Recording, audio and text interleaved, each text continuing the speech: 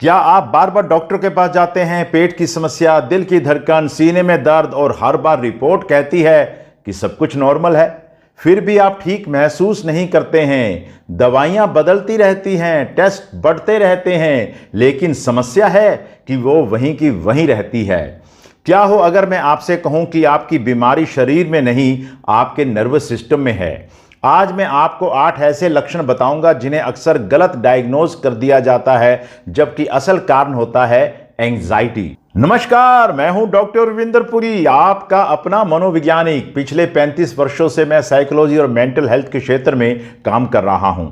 मैंने देखा है कि लोग अक्सर सालों तक गलत इलाज लेते रहते हैं, जब तक उन्हें यह पता नहीं चल जाता है कि असल जड़ एंजाइटी है। यह गलतफहमी सिर्फ समय और पैसा ही बर्बाद नहीं करती है, बल्कि सही इलाज में देरी भी करवा देती है।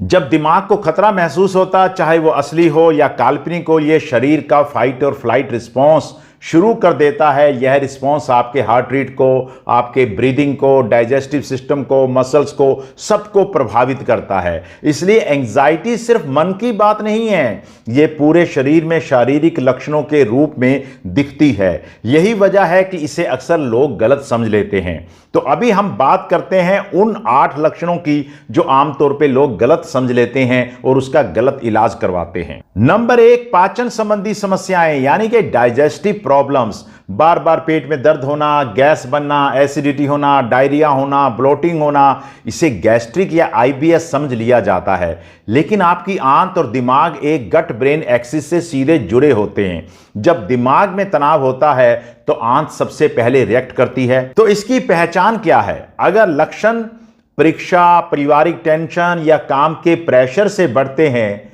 तो यह एंजाइटी का संकेत है। नंबर 2, दिल की धड़कन का तेज होना, यानी कि रेसिंग हार्ट। अचानक दिल तेज धड़कना, फ्लटरिंग महसूस होना। अगर आपको ये सब हो रहा है तो आपको बड़ा डरावना महसूस होता होगा, कहीं ये कोई हार्ट प्रॉब्लम तो नहीं है, थायराइड की दिक्कत नहीं है। लेकिन ये फाइट या फ्लाइट रिस्पॉन्स की एक सामान्य प्रतिक्रिया है। इसकी पहचान क्या है? अगर स्ट्रेसफुल सिचुएशन में शुरू होता है और शांत होते ही सामान्य हो जाता है तो ये एंजाइटी है। नंबर 3, सीने में दर्द, यानी कि चेस्ट पेन। सीने में जलन या दबाव बहुत डरावना अनुभव होता है। अक्सर इसे हार्ट अटैक जैसा महसूस किया जाता है। लेकिन अगर ईसीजी और हार्ट टेस्ट बिल्कुल नॉर्मल है तो जड़ एंजाइटी हो सकती है, और टाइट हुई चेस्ट मसल्स की वजह से हो सकती है। नंबर 4, अत्यधिक थकान या कमजोरी महसूस होना, फैटीग महसूस होना। हमेशा थका हुआ महसूस करना अक्सर थायराइड, अनीमिया या डायबिटीज से जोड़ा जाता है। लेकिन लगातार चिंता में रहने से भी दिमाग और शरीर कभी सच में आराम नहीं कर पाता, और यही थकान का एक बड़ा और छुपा हुआ कारण होता है। नंबर 5, सांस लेने में तकलीफ होना, शॉर्टनेस ऑफ ब्रेथ। अचानक सांस फूलना अस्थमा या दिल की बीमारी जैसा लग सकता है, लेकिन अगर आपका यह डर या घबराहट के साथ आता है तो यह पैनिक अटैक से जुड़ा हाइपरवेंटिलेशन हो सकती है। नंबर 6, सर दर्द या माइग्रेन, टेंशन, हेडेक्स।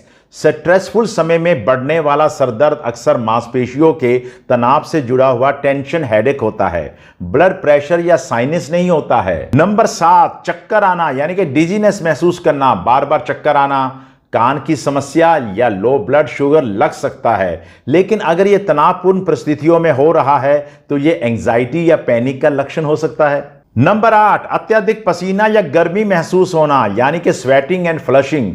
बिना वजह पसीना या गर्मी लगना अक्सर हार्मोनल इशू या मेनोपॉज के साथ इसे जोड़कर देखा जाता है, लेकिन खासकर पैनिक अटैक के दौरान ये बहुत आम एंजाइटी रिस्पॉन्स होता है। अब जानिए कि इसे पहचानेंगे कैसे। इसके 3 गोल्डन रूल्स हैं। नंबर 1, टाइमिंग देखिए, क्या लक्षण तनावपूर्ण परिस्थितियों के बढ़ने और शांत होने से कम होते हैं? अगर आपके टेस्ट नॉर्मल हैं, अगर मेडिकल टेस्ट में कुछ नहीं मिलता है, फिर भी ये लक्षण बने रहते हैं। और फिर तीसरी चीज, पैटर्न दोहराता है, क्या यही लक्षण अलग अलग टेंशनों में, अलग अलग स्ट्रेसफुल मौकों पर बार बार आते हैं? अगर इन तीनों में से कोई भी 2 हाँ हैं तो फिर समझिएगा कि आपको अपने मानसिक स्वास्थ्य पे ध्यान देने की आवश्यकता है, क्योंकि ये एंजाइटी है। याद रखिए, एंजाइटी को गलत समझना सिर्फ भ्रम पैदा नहीं करता है, बल्कि अनावश्यक टेस्ट, दवाइयां और डर भी बढ़ाता है।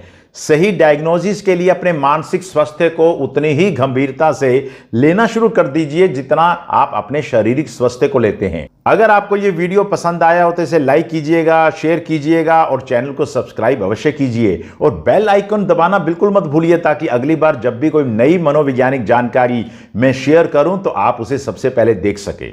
आपका बहुत बहुत धन्यवाद।